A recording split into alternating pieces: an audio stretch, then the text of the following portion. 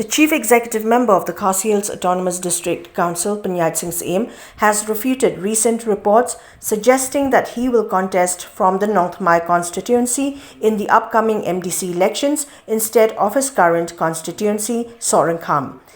Pyniaid Sing Syiem clarified that no final decision has been made regarding his candidacy from any constituency other than Sohryngkham, although he acknowledged that there have been proposals for him to run from Nongthymmai. In a recent interview, Pyniaid Sing Syiem stated that a decision will only be reached after thorough discussions with party officials. He also mentioned that with challenges faced by VPP supporters in recent months, he remains confident that winning the MDC election would be a relatively straightforward task for him. Halor ka khubor badang mi dang shen bakaladon ka jing sawan ani nantai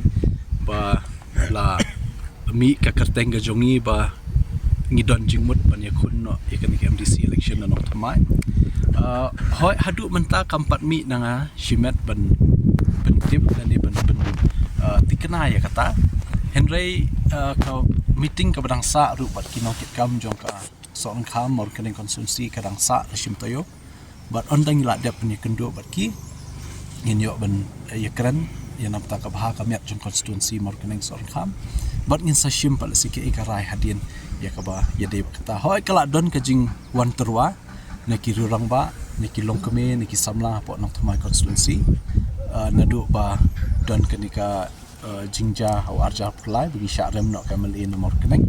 kala don ka jing wan pensno ba balai phim yang wan yakun nok Nongthymmai ke yang sa jung yiru ka ha Nongthymmai ten rei kata nganam patla ban ai karai ka ba tikna menta tat ondang lala ban penlong yak ta jingilang bani kendu baki nongket kam ngin seperti kena pat ngin sakhat ban yo ban penla bai ba amdeng mata tien te jingele ngim tiang ni dispai hak la dei hajing emru sisien ni ya election ru ni job ni ram la dai le menta kum bakalong menta ngin tambun nama kitu kibat hepra kitu kibat kershan VVP kipat ba kila itengku mentah ya tengku kumno ya tengku haki jing ke jomki haba kipat ba ki kenduk jing man kasngi bangikat dingia don hapa partai ngimla lai kata ni kenduk jing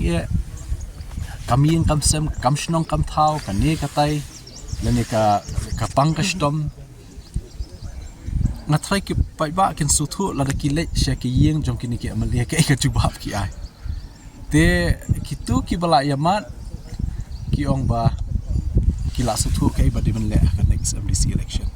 but ngandai le menta te tambun kan nakalian jungi nomor ba kila yamat lo ki ong der